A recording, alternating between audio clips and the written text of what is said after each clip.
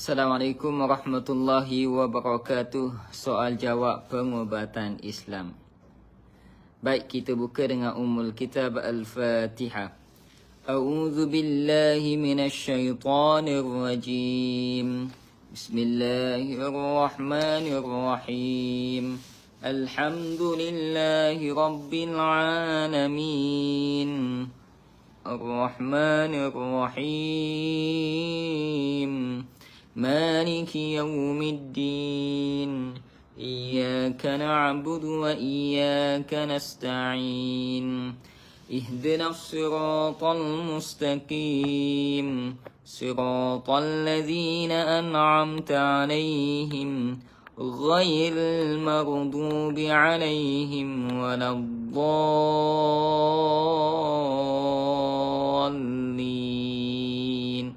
آمين. Alhamdulillahi Rabbil Alamin. Wassalatu wassalamu ala ashrafil anbiya wal mursalin wa ala alihi wa sahbihi ajma'in. Rabbi shrah li sadri wa yassir li amri wahlul 'uqdatam min lisani yafqahu qawli. Allahumma salli wa sallim wa barik ala sayyidina Muhammadin an-nabiyil ummi al-habibil 'ali al-qadiril 'azimil jahi wa ala alihi wa sahbihi wa sallim, amma ba'du. Alhamdulillah, syukur kita kepada Allah Subhanahu wa ta'ala di atas segala limpahan kurniaan nikmat yang telah Allah kurniakan kepada kita sehingga ke saat ini. Alhamdulillah, kita baru lepas pada menjalani PRU 15.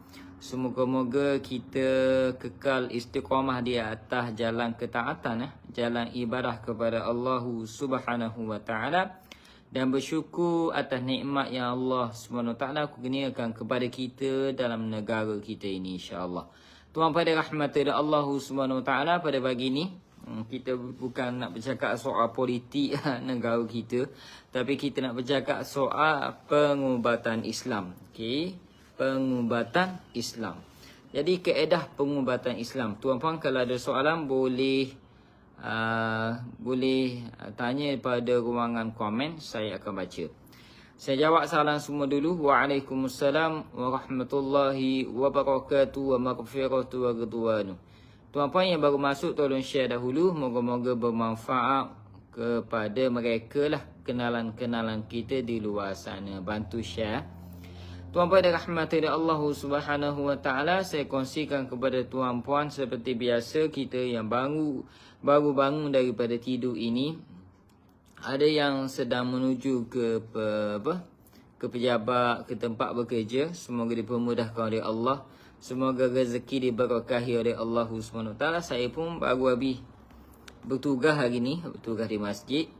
Cuti ke tak cuti ke, masjid tetap bertugas. Yakni masjid sentiasa open, buka 24 jam dan bersedia untuk menerima tetamu-tetamu Allah 5 kali sehari. Tempat yang dikumandangkan azan, Allahu Akbar, Allahu Akbar. Allah Maha Besar, Allah Maha Besar. Tempat ini tempat perpaduan ummah. Tak kira siapa pun anda datang ke sini tanpa mengira belakang parti apa, tempat perpaduan ummah. Di sini kita sama-sama bersujud kepada Allah Subhanahu wa ta'ala. Jadi tuan-puan dan rahmati Allah, seperti itulah kita baru bangun tidur. Jangan lupa untuk baca doa. Siapa yang belum baca doa lagi, baca doa. Alhamdulillah, alhamdulillahilladzi ahyana ba'dama amatana wa ilaihin nusyur. Ucapkan kesyukuran kepada Allah pada pagi ini setelah kita menunaikan solat fardu subuh. Ada yang baca Al-Quran macam di Masjid Bandar Permaisuri. Setiap kali lepas subuh ada bacaan Al-Quran, kecuali hari Jumaat Sabtu ada kuliah. Okey, saya ucapkan tahniah kepada mereka yang mulakan hari ini dengan doa kepada Allah dan solat subuh serta membaca Al-Quran sebelum bekerja. Okey, moga-moga Allah SWT memberkahi hidup kita dengan Al-Quran. Iqra'ul Quran. Nabi SAW bersabda, bacalah kamu Al-Quran. Fa innahu ya'ti yaumal qiyamah. ya syafi'an li ashabi. Bahwasanya Al-Quran itu akan datang pada hari kiamat memberi syafaat, yakni memberi pertolongan kepada kita. Tiada yang boleh tolong kita pada hari kiamat. Antara yang boleh beri syafaat kepada kita Nabi Muhammad. Setelah itu Al-Quran, syafaat Al-Quran, teman kita, insya-Allah. Tuan-tuan dan rahmati Allah SWT, bila kita bangun, kadang kita ingat mimpi yang kita alami, kadang kita tak ingat. Ada yang ingat, dia bercerita pada kawan-kawan tentang mimpi. Mimpi ni tuan-puan kena ingat, ada 3 perkara yang disebut oleh Nabi SAW tentang mimpi. Yang pertama disebut adalah al-ru'yah, yang kedua adalah al-hulm, yang ketiga adalah hadithun nafs. Yang pertama adalah ar-ru'ya, mimpi yang baik, mimpi daripada Allah. Yang kedua al-hulm, mimpi menakutkan, mimpi menyedihkan, mimpi buruk, iaitu al-hulmu minasyaitan. Rasulullah kata, mimpi yang buruk itu mimpi yang sedih, mimpi yang buruk, mimpi yang sedih, mimpi kejahatan, bala bencana ke yang tak baik lah, datang daripada syaitan, menakutkan dan sebagainya. Dan yang ketiga hadithun nafs, yakni mimpi disebabkan mainan jiwa, disebabkan aktiviti kita seharian. Aktiviti kita seharian menyebabkan kita terbawa-bawa benda tersebut dalam mimpi. Terbawa-bawa. Itu dipanggil hadithun nafs, mimpi mainan jiwa. Subhanallah, Masya Allah, tabarakallah. Jadi apa mimpi tuan-puan pula? Pada malam tadi saya tidak bermimpi apa-apa. Lena tidur. Lena, jarang saya tak mimpi ni. Tapi lepas PRU ni kenapa jadi Lena tidur? Jadi Lena tidur tak mimpi apa-apa dah. Alhamdulillah lah. Tapi kita sebenarnya nak mimpi. Nak mimpi yang baik. Sebab Rasulullah kata al-ru'ya minallah, mimpi yang baik itu daripada Allah. Contoh mimpi yang baik, mimpi pergi Mekah, mimpi yang baik tu. Mimpi berkahwin lagi pun mimpi yang baik tu. Mimpi dapat anak, mimpi naik pangkat, dapat gaji yang lebih elok, mimpi pergi umrah bersama staf, kawan-kawan kita, mimpi yang baik-baik. Mimpi yang baik itu daripada Allah Subhanahu wa ta'ala. Itu sebagai contoh lah. Mimpi yang kita suka, itu sebagai contoh. Yang benda tu baik dan tidak melanggar, ia sesuai dengan syariat dan tidak melanggar syariat. Itu mimpi yang baik. Kita nak tidur kita setiap malam ni mimpi yang baik. Mimpi pada malam hari je dikira. Kalau mimpi di siang hari tu mainan jiwa. Banyakkan mimpi di siang hari, mimpi mainan jiwa. Tuan-puan, kalau selalu mimpi binatang, dan binatang itu bertukar-tukar. Malam ni mimpi buruk, malam esok mimpi monyet, malam lusa mimpi cimpanzi contoh. Malam tulak, tu mimpi harimau. Mimpinya bertukar-tukar binatang itu antara, tapi tidak menakutkan mimpi. Tengok binatang je. Itu antara daripada simptom mimpi ain ataupun mimpi hasa ain dipanggil. Mimpi simptom hasa ain. Ana Husna. Assalamualaikum. Waalaikumsalam warahmatullahi wabarakatuh. Saya nak tanya, ada seorang ni jumpa saya. Ada seseorang jumpa dia maksudnya.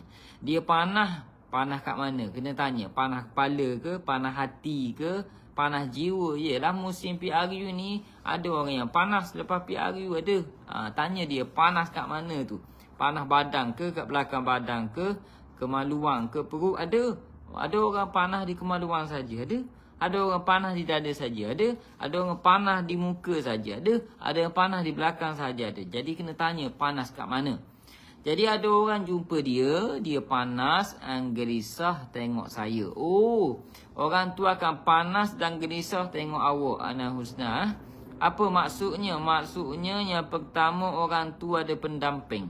Orang tu ada gangguan. Yang kedua, adalah ana husna. Kalau anda bukan seorang perawat, anda pesakit. Dua tu. Tu. Ada orang yang ada jin ni, biasa akan panah tengok kita. Sama ada dua. Kita ni perawat ataupun kita ada gangguan. Dua tu je maksudnya. Jadi kena tengok ana husna. Tengoklah sebab apa. Tu. Azru Khushairi Al-Waris. Masya Allah. Nama terbaik. Sejauh mana kebenaran yang dikaitkan dengan mimpi menyusukan baby. Bayi ya. Sejauh mana kebenaran dia.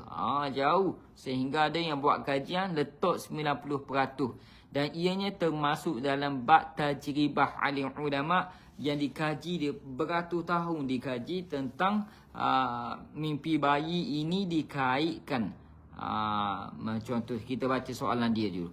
Sejauh mana kebenaran yang dikaitkan dengan mimpi menyusukan bayi, bagi makan pada bayi atau kanak-kanak yang dikatakan ada kena-mengena dengan saka. Adakah benar atau sebaliknya? Baik.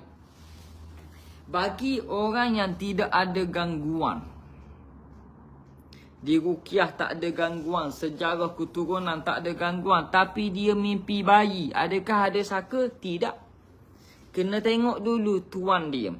Kalaulah orang yang selalu mimpi menyusukan bayi, main dengan kanak-kanak, kita tanya dia, awak kerja mana? Dia kerja jaga kanak-kanak. Apa panggil? Panggil tempat pusat jagaan asuh kanak-kanak. Taska nursery dipanggil. Tu. Kerja nursery memang patutlah mimpi bayi. Sebab hari-hari dia main dengan bayi. Hari-hari main dengan bayi. So dia terbawa-bawa main dengan bayi ni dalam mimpi. Itu bukan mimpi saka. Tu tidak. Kena tengok keadaan dulu. Sebab tu proses aspek mendiagnosa bukan sahaja mimpi. Tidak. Bukan saja mimpi. Kena tengok sejarah keturunan, sejarah gangguan, sejarah perubatan dia. Kena tengok belaka tu. Jadi sejauh mana kebenaran dia, kena lihat dari segi sejauh mana cara profesional dia mendiagnosa. Mendiagnosa pesakit tersebut. Itu bukan kaitan. Contoh saya mendiagnosa, ada orang tanya saya mimpi bayi ustaz main dengan kanak-kanak. Saya tak akan terus kata, ini kena berubah ni saka. Jangan. Kena tanya dulu. Sejarah keturunan awak memang ada saka ke? Tanya dulu. Tak tahu ustaz, ada bidan? Ada perawat ke? Tok bomo ke? Kena tanya dulu soalan tu. Kena tanya memang sebelum ni kalau pernah diruqyah tak? Pernah dirawat kerasukan ke tak? Kena tanya dulu. Kata tak ada. Okey. Kita pun tanya kerja kat mana? Dia kata kerja bukan nursery, kerja penjawat awam, kerja pejabat daerah contohnya, DU. Pejabat tanah. Okey, tak ada kaitan dengan bayi.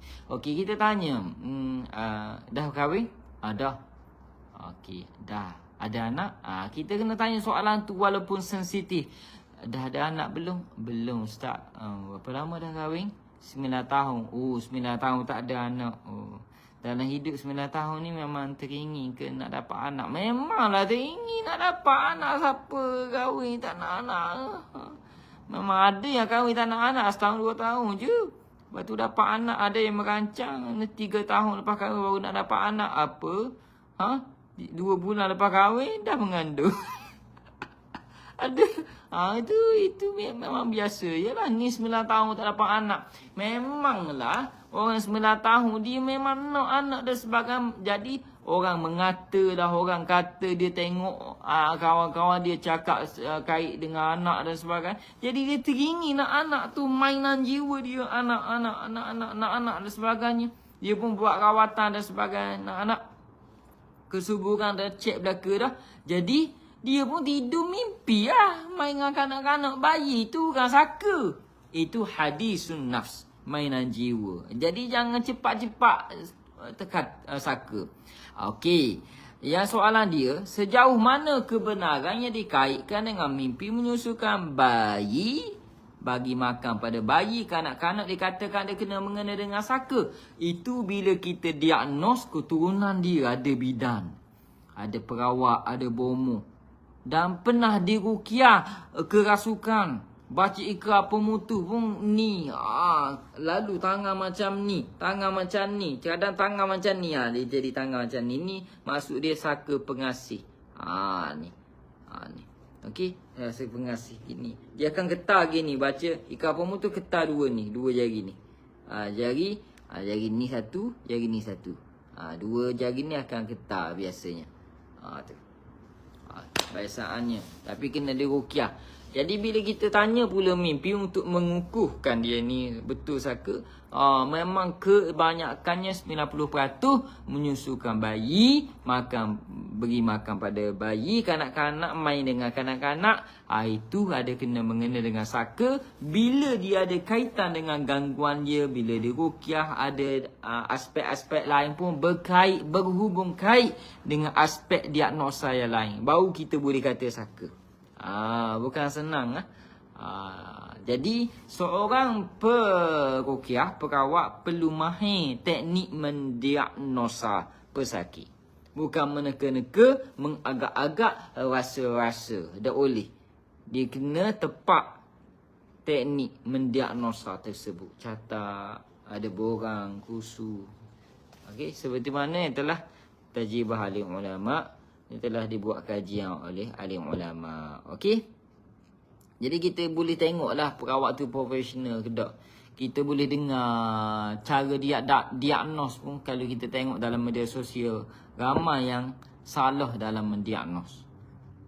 Tak profesional. Mungkin dia tak belajar, agak-agak. Ramai agak-agak.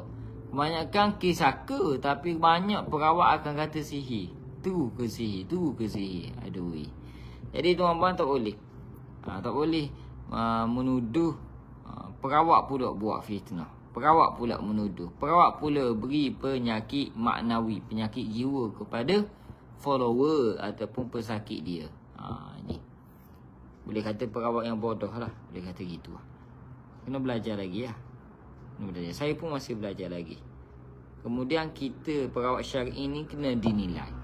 Kena ada pengiktirafan. Kalau kita tidak dinilai, macam mana kita nak terus maju? Siapa yang nak tegur kesilapan kita? Tu. Biar kita ni semakin maju, semakin diterima dalam kalangan masyarakat dan semakin profesional. Seperti mana bidang-bidang profesional yang lain dalam Kementerian Kesihatan. Kita nak naikkan ruqyah syar'iyah, maktabat ruqyah syar'iyah ni pengubatan yang terhebat. Sebab kita pegang pengubatan Al-Quran. Pengubatan Al-Quran bukan pengubatan barat. Okey, tapi dia pengubatan seluruh dunia bila turunnya Al-Quran ini menjadi ubat. Wa nunazzilu minal Quran ma huwa shifa wa rahmatul lil mu'minin. Ila akhir ayat sadaqallahul azim. Dan kami, yakni Allah, turunkan Al-Quran menjadi penyembuh dan rahmat lil mu'minin, bagi orang yang beriman dan yakin. Kita yakin. Jadi itulah jawapan dia. Okey, faham ah? Jadi diagnosa paling penting. Tak boleh nyusu bayi, tu saka, tak boleh. Kena aspek dalam mendiagnosa ada banyak. Kena tanya banyak perkara pada pesakit tersebut. Dan perlu dirawat.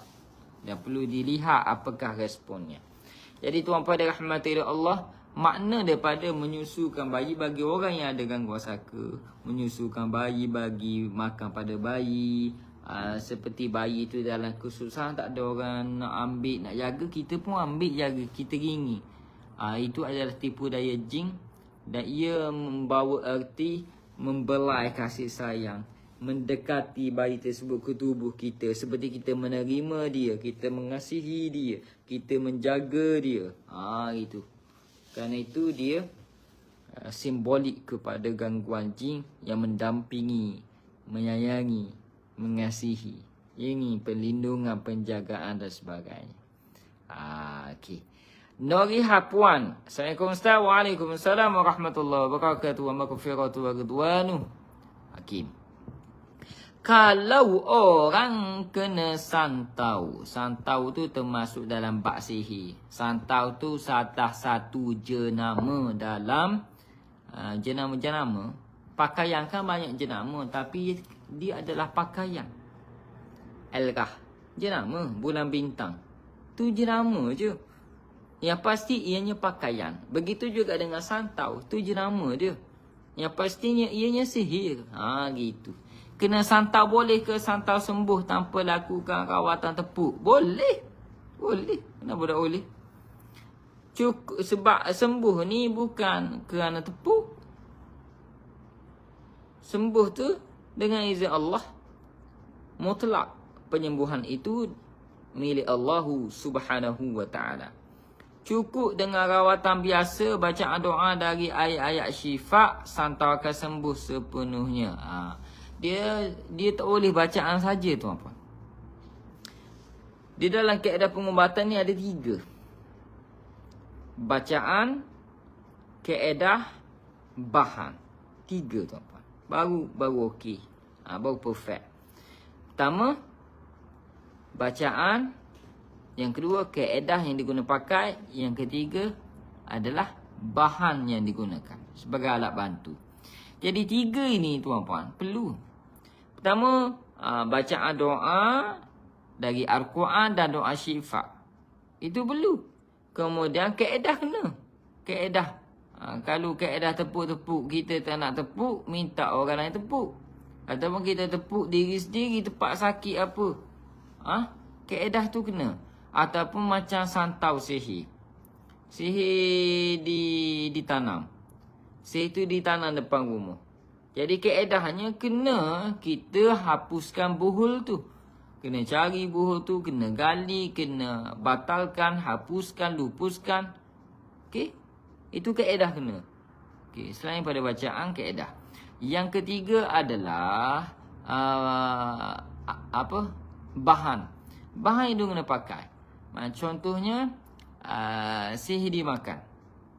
Duduk dalam perut. Takkan nak baca saja. Mesti kena buat pusingan tawaf pada perut. Okey. Dan mesti ada bahan. Iaitu susu segar, madu. Kena minum. Kerana ia dah masuk dalam perut. Itu ada alat bantu. Jadi akan melawaskan pembuangan. Nanti pelik. Yang keluar najis tu pelik jadi hitam apalah. Mutah pun pelik keluar dan sebagainya. Jadi bahan tu perlu alat bantu. Jadi 3 ni perlu. Okey. Tak cukup hanya bacaan saja. Okey. Tapi adakah ada orang yang boleh sembuh dengan bacaan saja? Ada, kerana tidak mustahil. Kerana Al-Quran tetap penyembuhan. Tapi secara fitrah, ikhtiar, secara fitrah manusia, ikhtiari ini memerlukan kaedah. Itu. Baik. Tuan-tuan yang dirahmati Allah SWT, saya pingkan apa yang dilihat oleh orang yang tidur sewaktu tidurnya ada 3. Nota tu. Ambil nota tu. Ana husna tak dia panah tekuk. Panah tekuk kebiasaannya dia ada pendamping. Kebiasaannya. Itu. Okey. Dan ana husna dia tengok ana tu ana husna lah. Dia panah tekuk. Itu dia pendamping dia. Yang kedua, ana juga kenapa dia tengok ana boleh bermasalah pada dia. Sama ada ana perawat ataupun pesakit juga. Sama ada pesakit hasad ain ataupun gangguan jin. Okey, next. Ana husna. Ya betul Ustaz, masya-Allah. Saya baru baca ni komen-komen ke bawah lagi. Kita ke bawah lagi. Nak terabur ubat dengan Ustaz macam mana? Kena booking. Ya, kena booking . Yang mana walk in. Kalau kebetulan tak ada pesakit, saya rawat je. Tapi kalau ada pesakit, memang kita akan bagi tarikh juga. Itu. Sebab tu kalau tu menjanji lebih mudah lagi.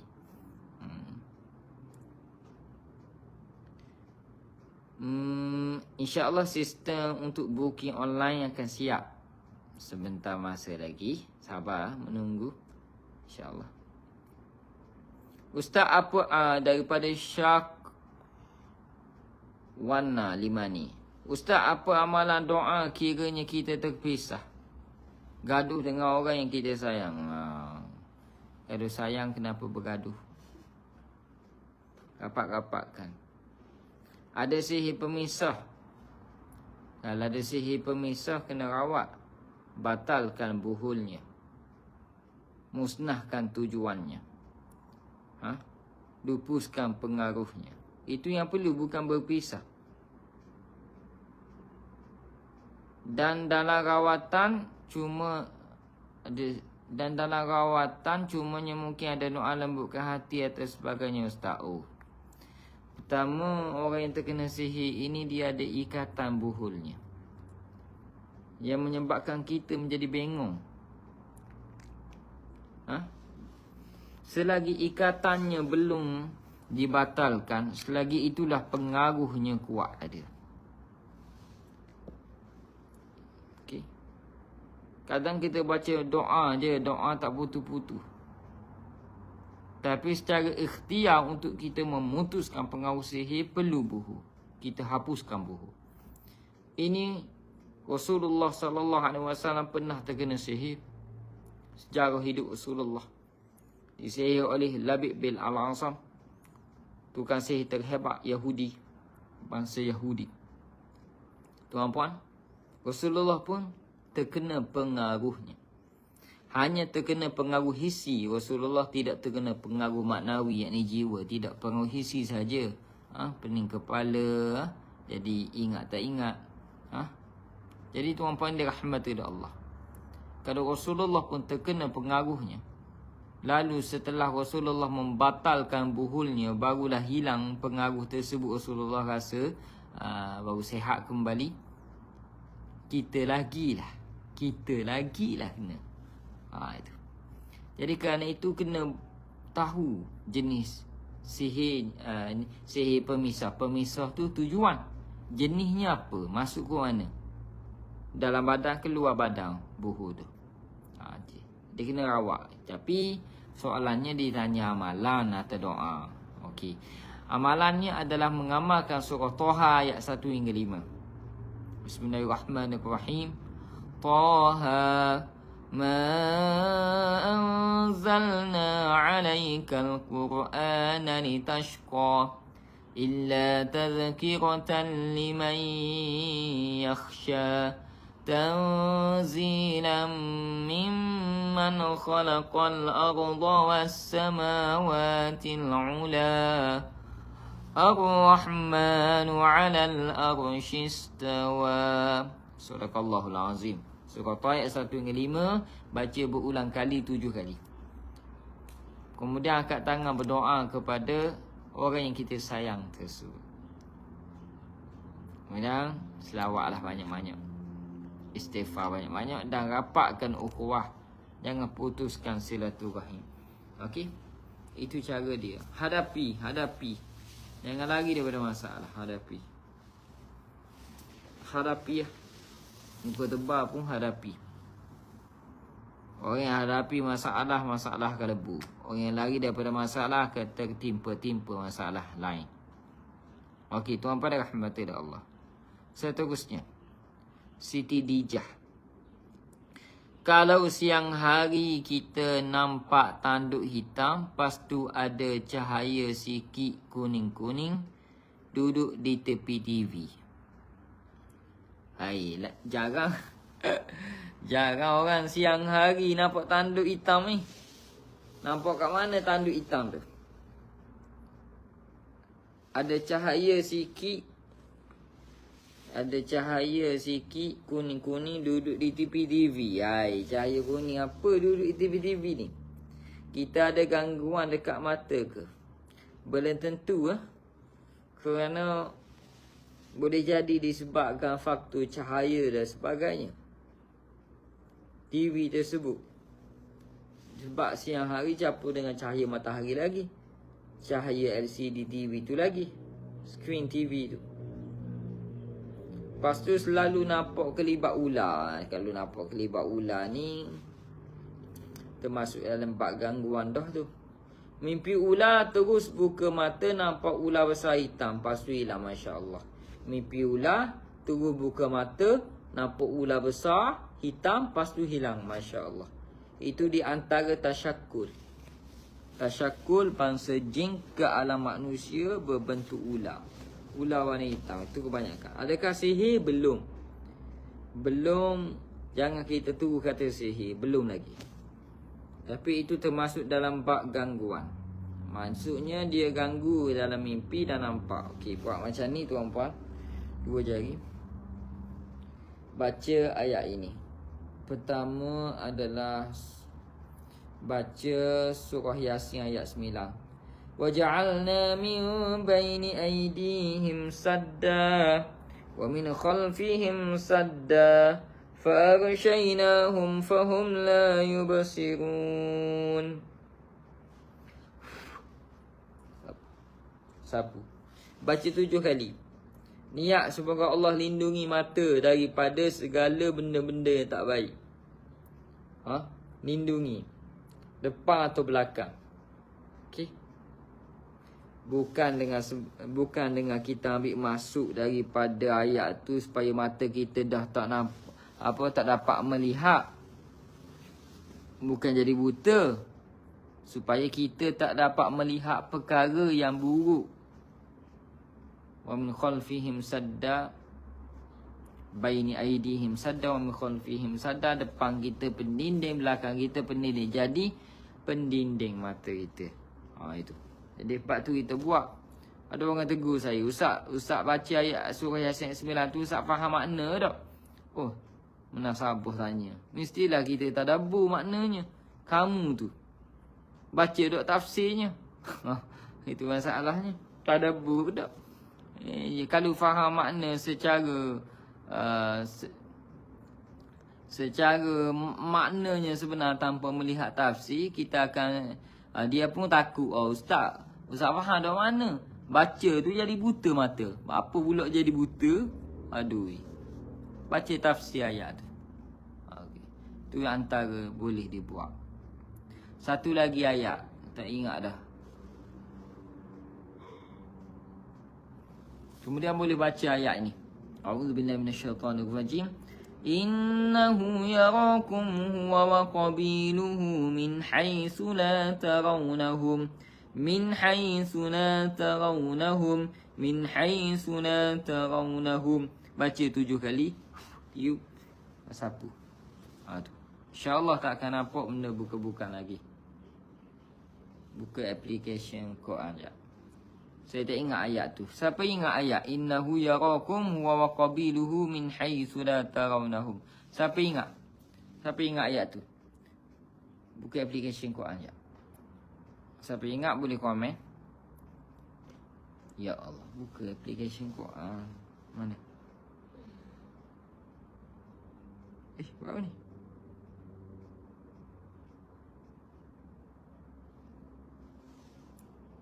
Apa ni? Ada iklan Okta FX. Aduh, serabut lah. Dan ini ni. Supaya buat lewat ni. Buka application Quran tu. Nak search ayat. Siapa ingat ayat tadi? Innahu yarakum huwa wa qabiluhu min haitsu la tarawnahum. Okay, kita search ayat je. Okay. Ini ada. Okay, kita search ayat je.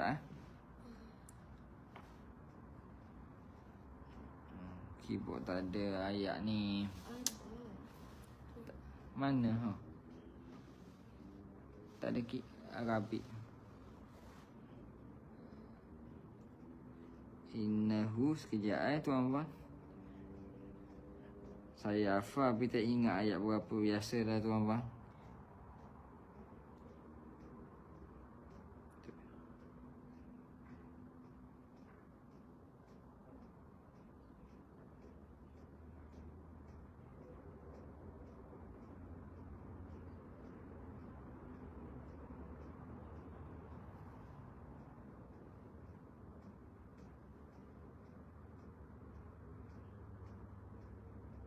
Okey, jumpa dah. Ayat dia surah Al-A'raf ayat 27. Surah Al-A'raf ayat 27. Surah Al-A'raf ayat 27. Duduk tengah ayat. Dia duduk tengah ayat. Innahu yarakum huwa wa qabiluhu min haitsu la tarawnahum. Dia duduk tengah ayat. Tu. Kalau nak baca satu ayat penuh pun boleh. Kalau nak ambil yang ni saja pun boleh, tak ada masalah. Okey. Itu antaranya. Surah Al-A'raf ayat 27. Kena hafal ni. Surah Al-A'raf ayat 27. Surah Al-A'raf ayat 27. Okey. InsyaAllah. Baik. Tuan pada rahmati Allah SWT. Itu insyaAllah. Semoga bermanfaat. Mubarak Syafi'i. Adakah istilah panca indera ke-6? Dan adakah setiap manusia ada kelambu air? Saya tak faham soalan ni. Kelambu benda. Kelambu, kalau kita pakai kelambu untuk tidur malam supaya nyamuk tak masuk, tak apa. Tapi zaman sekarang tak pakai dah kelambu. Pakai ubat nyamuk elektrik dah.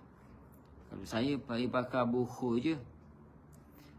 Maksud kelambu tu apa? Tu. Ini pelik-pelik biasanya kebatinan. Biasanya orang yang mengamalkan kebatinan ada panca indera ke-6 lah, kelambu. Itu bukan panca indera ke-6. Itu adalah kasyah batil dipanggil. Itu masuk dalam bab khawarikul adah, menyalahi adat kemanusiaan.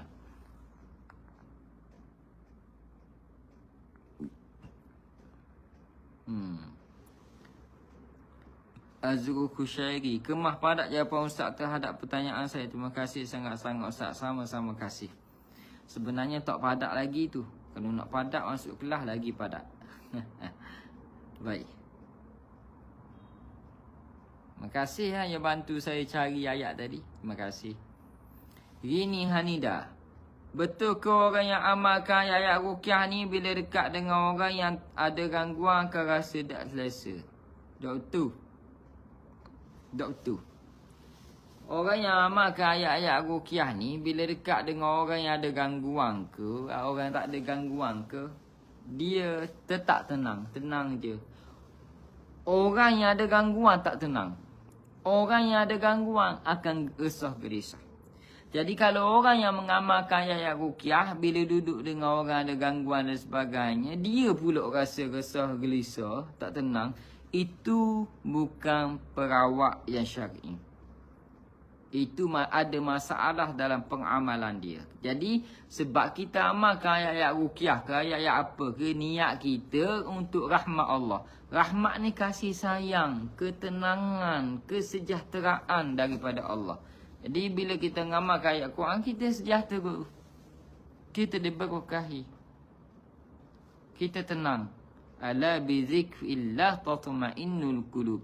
Ketahuilah dengan berzikir, mengingati Allah melalui bacaan Al-Quran ke, memuji Allah ke, jalan kebajikan ke, kebesaran Allah ke, akan dapat ketenangan jiwa. Okey? Jadi dah betul lah. Kalau orang amal ayat ruqyah tu kat orang ada gangguan rasa tak selesa. Tak. Orang yang ada gangguan tu rasa tak selesa duduk dengan kita, pengamal ruqyah. Faham? Bukan kita. Kita tetap tenang. Okay. Seterusnya. Sebab saya takkan tahu orang tu ada gangguan ataupun tidak, melainkan kalau dia tidak timbul reaksi. Kalau dia timbul reaksi baru saya tahu. Kalau dia cerita baru saya tahu. Kalau saya tanya baru saya tahu. Saya takkan rasa-rasa. Tak. Rasa-rasa tu kebanyakannya ada masalah dalam pengamalan. Masya-Allah. Selamat pagi belaka. Kerja belaka ke hari ni? Kerja belaka insya-Allah. Asal-asal center pun buka hari ni. Kita cuti hari Ahad je. Hari Senin kita dah cuti. Cuti lagi habis kita. Tu. Banyak cuti habis kita. Kita swasta, kita bukan kerajaan. Bukan kerajaan. Kita bukan kerajaan. Okey. Kerajaan pun kerja hari ni kan. Okey. Tuan pada rahmati Allah. Suhaida Ahmad. Saya yang ada gangguan mula-mula saya kena jumpa ustaz-ustaz. Mula-mula. Saya yang ada gangguan mula-mula.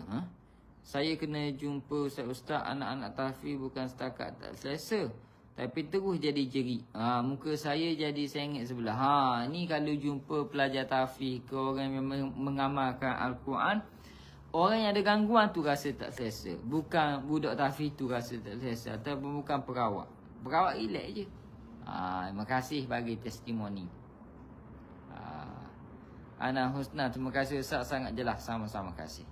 Zul Azri, kalau bekam kena booking juga atau walk-in Ustaz? Bekam kalau boleh booking, kalau nak walk-in pun boleh je rasa. Pokloh. Sekarang pokloh bekam lelaki. Kalau bekam wanita kena tanya Cik Najibah dulu. Tu. Sebab kita kedua-dua pembekam kita yang profesional, lelaki dan wanita, dua-dua sambung belajar. Biasalah mereka sambung belajar. Sambung belajar di universiti masing-masing. Kita doakan mereka habiskan pembelajaran mereka, PhD insya-Allah. Sambung belajar. Ada yang sarjana muda, ada yang sarjana, ada yang master, tu sambung belajar. Dan ada yang PhD sekarang sambung belajar. Kita je yang sambung belajar underground.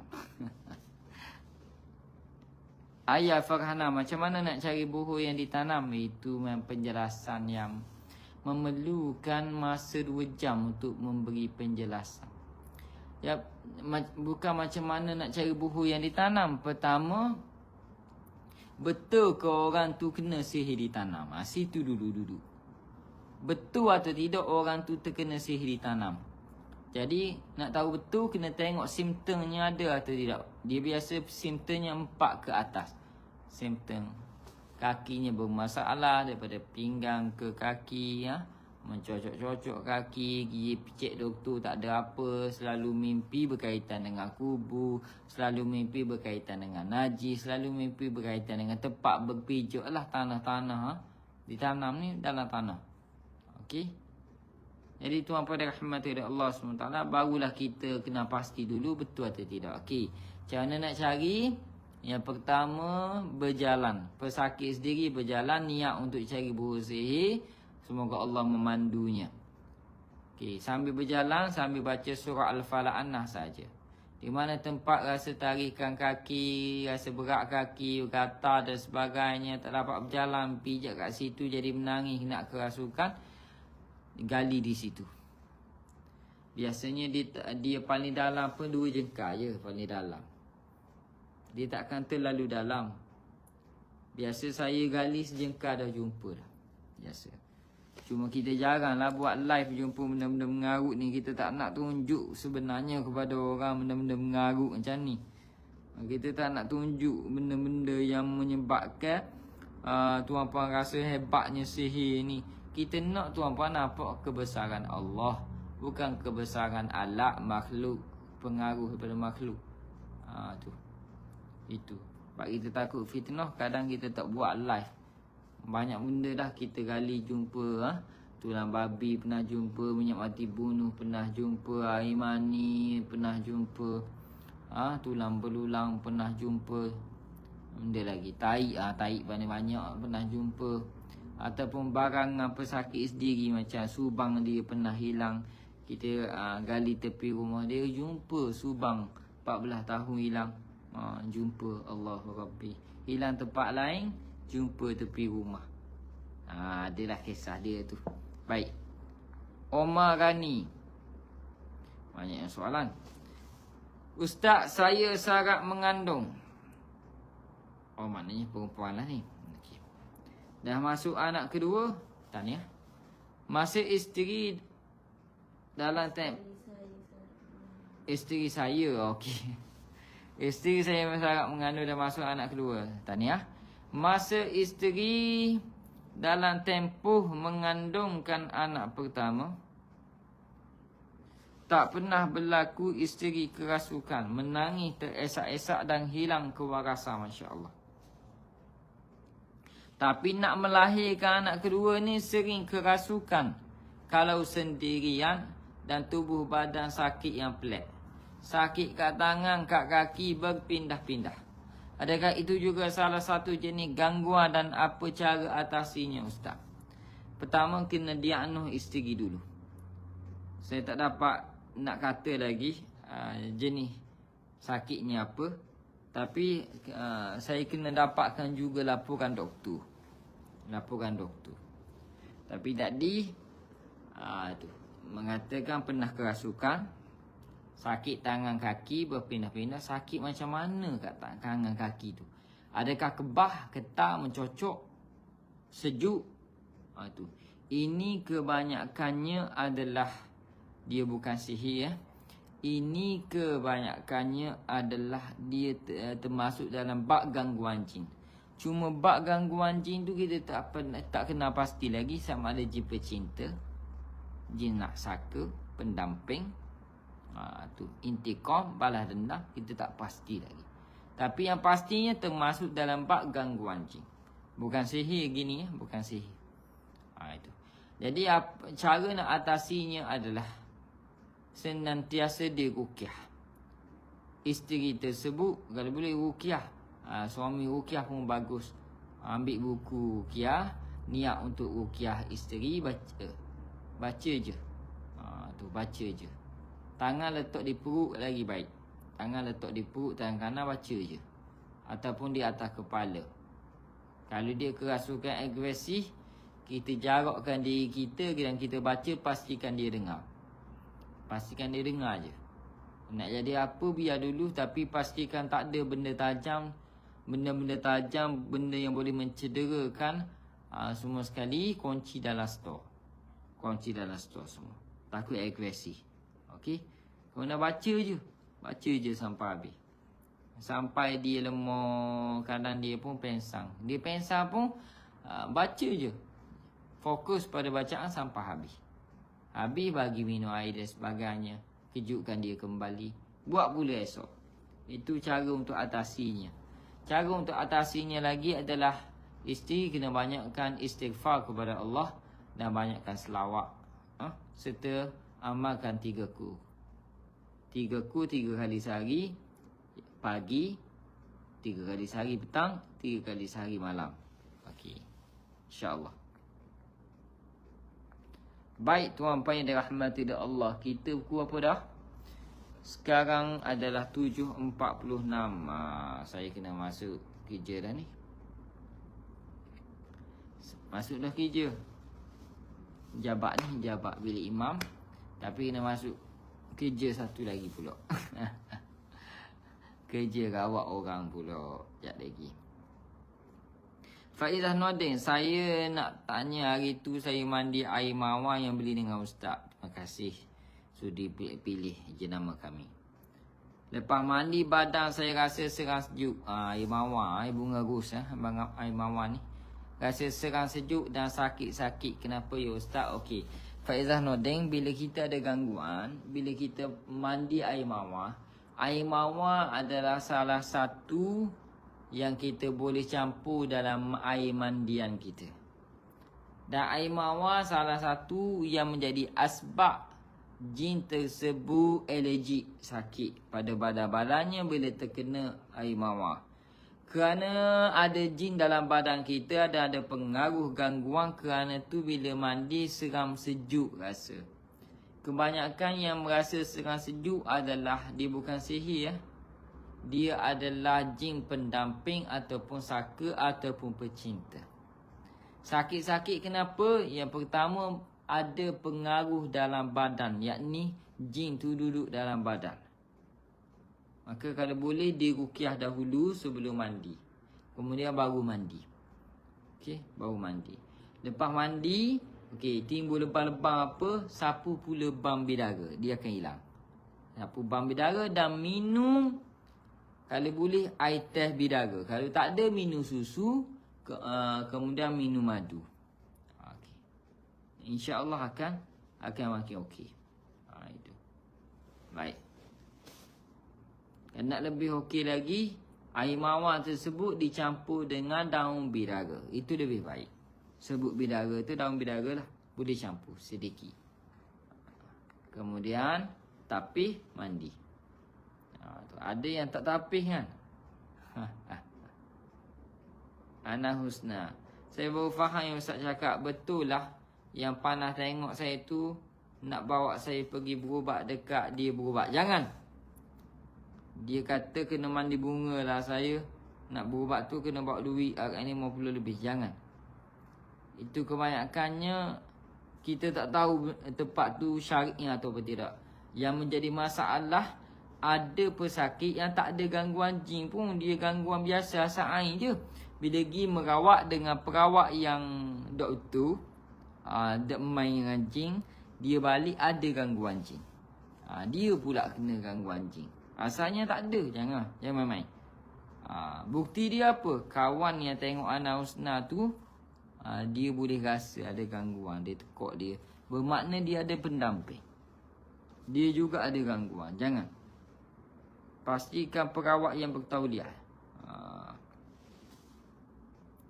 Mubarak Syafi'i, ada perawat Islam yang mengatakan tiap manusia ada kelambu menutupi dari gangguan. Dia nampak macam mana kelambu tu? Perawat mana yang kata? Perawat Islam. Sebab dia orang Islam, kita panggil perawat Islam. Yang kedua tanya, apa pengiktirafan dia? Dia ada pengiktirafan tak dalam bidang ni? Kena tanya. Sebab pengiktirafan penting. Dia ada tauliah ke tak? Dan apa bukti dia? Sebab tu kena tanya dia. Sebab dia yang mengatakan tiap manusia ada kelambu. Kelambu benda. Yang pertama, ada dalil nas tak? Yang kedua, dalil akli. Ada rujukan tak? Kitab ke apa ke? Dan apa fakta yang menyebabkan dia kata setiap manusia ada kelambu menutupi dari gangguan? Kelambu macam mana? Kamu nampak ke? Adakah kamu beramal untuk dapatkan kelambu? Tidak. Kita beramal untuk dapat rahmat Allah. Dan rahmat Allah turun, kita tenang. Bukan kita nampak macam kelambu. Tidak. Ini kebanyakannya pelik. Benda pelik ni banyakkan kebatinan. Cuba cek perawat Islam tersebut. Cek betul-betul detail dia. Belajar kat mana. Pengiktirafan dia macam mana. Ini penting tuan-puan. Zaman sekarang penting. Sebab zaman sekarang ramai skamer. Sebab tu penting pengiktirafan. Dan kalau kamu betul belajar, kenapa tidak ada pengiktirafan? Pada korang kena ada CJ. Kena ada kitab. CJ tu adalah membuktikan kamu belajar selama ni. Dan kamu belajar kalau tak ada CJ pun mesti ada kitab. Mesti ada guru. Siapa gurunya? Kitabnya apa? Di mana dia belajar? Pengikhtirafannya macam mana? Benda ni kena tahu. Ini benda yang tidak boleh dinafikan lagi di zaman kita. Sebab ramai skamer. Tu. Okey. Ustaz, kalau Huan Nur, kalau ada bunyi cicak tu ada kaitan dengan kehadiran iblis? Tidak. Tidak. Semasa Nabi SAW duduk dalam gua Sur bersama Sayyidina Abu Bakar As-Siddiq, cicak bunyi. Banyak kali cicak bunyi, seolah-olah menunjukkan dalam gua ni ada gangguan. Ada Rasulullah. Menunjukkan kepada orang kafir. Kerana itu cicak dicela. Tapi itu tidak menandakan ada iblis juga dalam gua tersebut. Tidak. Jadi cicak berbunyi ni memang fitrah dia dah berbunyi gitu. Takkanlah cicak nak bunyi seperti lembu. Bah, tidak. Cicak bunyi dia. Tapi tidak semestinya bunyi cicak tu iblis ada. Tak. Tidak semestinya cicak. Iblis tu akan hadir bila kamu ada sifat sombong. Sombong untuk menerima kebenaran. Itu sombong. Sifat kibir. Kebenaran tetap benar. Al-haq tetap hak. Yang benar tetap benar. Yang salah tetap salah. Yang batil tetap batil. Walau dihiasi dengan pakaian Islami. Faham eh? Dia tidak menandakan cicak, bunyi cicak ada iblis. Tidak. Itu fahaman yang salah. Tak boleh. Tapi adakah sunat bunuh cicak? Sunat.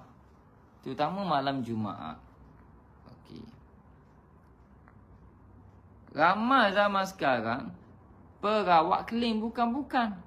Bila kita minta sumber, Dia kata kita Wahabi. Wahabi mung.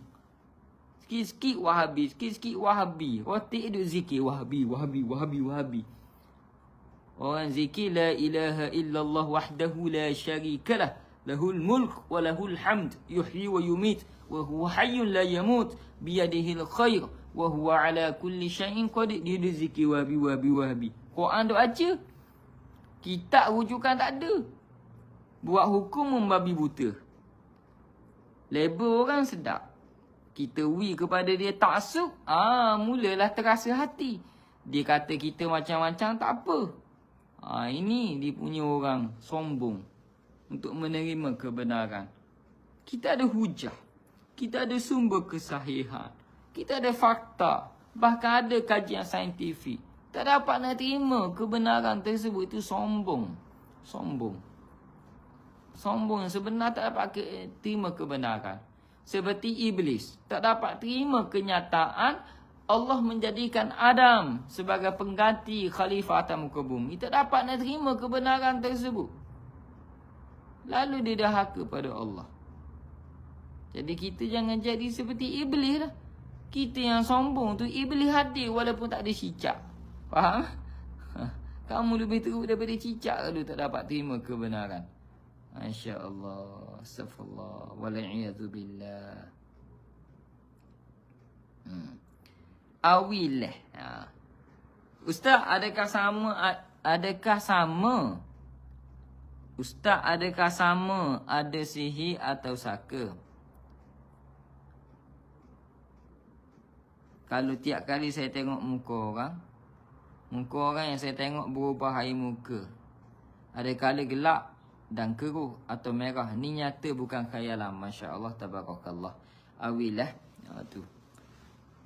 Adakah sama ada sihir atau saka kalau tiap kali tengok muka orang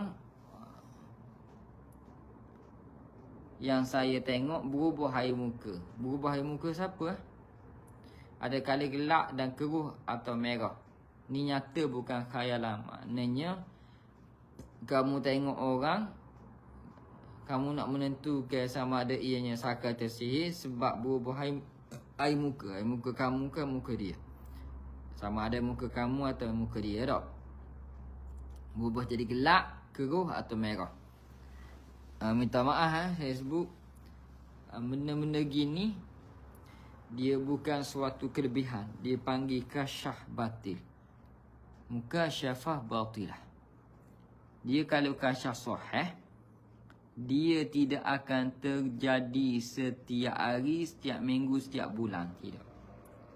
Dia hanya jadi dalam setahun 2-3 kali bukan dengan kehendak dia. Tapi kalau tiap kali tengok orang jadi sentiasa, ada seminggu 2-3 kali, sebulan banyak kali, itu bukan kasyaf sahih. Itu kasyaf mukasyafah batilah. Jadi kena cek diri anda sendiri. Kenapa jadi macam tu? Kena didiagnos apa puncanya. Ada punca barangan ke, amalan ke, keturunan ke, jadi gangguan ke, kena cek di ruqyah. Terutama mata. Kerana kita tak boleh baca orang hanya dengan pandangan saja kita boleh tahu dia sihir, kita boleh tahu dia saka. Tak boleh. Itu adalah fitnah yang amat-amat kita perlu elak. Kerana jin boleh menyesatkan kita dengan pandangan tersebut. Jangan. Tak boleh. Walau benar sekalipun akan ada tokok tambah yang banyak. Itu jin. Itu jin. Itu perbuatan jin. Jangan. Kalau boleh cek dulu diri sendiri. Yang orang yang nampak tu dulu. Nampak macam tu kena cek dulu. Terutama kena diagnos. Cek pula dengan perawat ruqyah lah. Di ruqyah. Ada orang guna. Orang lama sekarang guna perkataan ruqyah. Ramai orang guna. Skamer-skamer pun guna perkataan ruqyah sekarang. Masalahnya dia rukun pembacaan ruqyah pun tak kena. Rukun ruqyah pun tak tahu. Ambil ikut dan ayat. Nak ambil ayat tu, nak ambil ini. Tak ikut step dia, tak ikut protokol dia. Tak bacaan pun tidak taktik. Dan dia pun baca tak banyak pun. Kau asal ruqyah pun tak baca. Duk main falamma tu pun takdir, duk takdir baca. Allahu Rabbi. Ingat Al-Quran ni azimat ke? Al-Quran ni kalamullah, kena jaga betul-betul. Okey? Insya-Allah tuan-tuan. Jadi kena cek diri sendiri di ruqyah ni. Okey. Tuan-tuan rahmati Allah Subhanahu Wa Taala. Mimpi kereta panci apa maknanya? Mainan tidur je biasa. Orang ada gangguan jin jarang mimpi kereta panci. Shima Syamimi, Ustaz, jika seseorang tu mimpi yang menakutkan dan mimpi ular, boleh kata tiap hari tu menunjukkan seseorang tu ada gangguan ke? Ini termasuk mimpi al-hulm. Tengok pada nota yang telah dipingkan. Al-hulmu minasyaitan, mimpi yang menakutkan, menyedihkan. Mimpi yang buruk itu datang daripada syaitan. Rasulullah sendiri sebut. Jadi itu adalah gangguan ketika tidur. Banyakkan pembentengan 10 ayat, bacalah 10 ayat pembentengan waktu nak tidur, baca. Tu. Azila, Ustaz, saya mimpi kepala Buddha mahu mendaratkan diri saya tapi dapat dikalahkan dengan selawat. Masya-Allah, tabarakallah. Mungkin kamu kuat mengamalkan amalan selawat, masya-Allah. Bagus. Selawat, istighfar jangan tinggal. Dan jangan tinggal pula ni zikir ni. La ilaha illallah wahdahu la syarikalah, lahul mulku wa lahul hamd wa huwa ala kulli syai'in qadir. Jangan tinggal. 10 kali pagi, 10 kali petang jangan tinggal. Yang ni. Okey. Alhamdulillah lah tu. Kepala Buddha mahu mendaratkan diri dia berkait dengan kafir dan Islam. Itu penyerangan daripada golongan Buddha kepada kamu. Jadi saya tak pasti masalahnya kaitan dengan gangguan pula, tak pasti lagi gangguan apa. Tapi alhamdulillah, syukur pada Allah lah. Banyakkan pembentengan lagi. Kebanyakan mimpi yang jenis Buddha, agama yang lain, minta maaf saya sebut kebanyakan ada kaitan dengan sihir.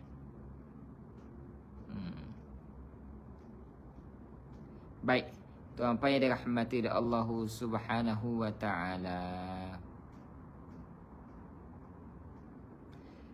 Saya rasa itu saja untuk pagi ini. Okey, minta maaf soalan-soalan yang tak sempat dijawab ni. Minta maaf banyak. InsyaAllah kita akan buka soal jawab pada pagi esok. Esok masuk awal sikit. Masuk tu terus tanya soalan. Kita akan tengok daripada atas ke bawah. Jadi insyaAllah tuan-tuan, setakat itu saja. Pukul 8 dah. Pukul 8 kita kena stop lah. Ada kerja lain nak buat dan sebagainya. Termasuk tuan-puan pun ada kerja lain kan. Nak makan, nak minum apa. Saya pun belum akan bagi lagi. Selamat pagi semua. Zan Syahau. Good morning. Sabahun Nur. Malaysia baharu. InsyaAllah moga-moga kita dapat kerajaan yang baharu ini. Kerajaan yang akan ada menteri kesihatan yang ambil cara bab pengubatan Islam dan boleh mewujudkan klinik ataupun hospital pengubatan Islam di setiap daerah dalam negara kita. Paling kurang pun biar ada dalam satu negeri ada satu klinik ataupun hospital kerajaan yang handle bab-bab pengubatan Islam ini. Dipanggil ila syar'i. Jadi apa guna kalau buat peraturan perawat syar'i kalau tak ada tauliah, dia boleh didenda RM30,000 dan sebagainya. Kuat kuasakan. Tak takut apa, kuat kuasakan akta tersebut. Ambil tindakan kepada skamer-skamer perubatan Islam ni dan ambil nasihat, beri amaran kepada mereka yang tidak ada pentauliahan, pengiktirafan lagi, supaya mereka dinilai.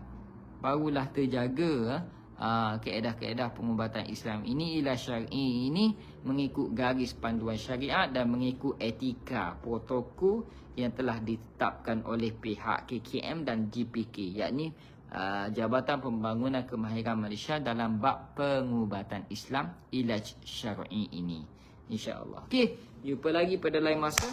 Wabillahi taufiq wal hidayah. Wassalamualaikum warahmatullahi wabarakatuh wa maghfiratuh wa ridwanuh. Barakallahu fiikum. Ahadun ahad, Allahu Akbar. Ramaikan guru, banyakkan rujukan dan luaskan pengalaman anda. Assalamualaikum.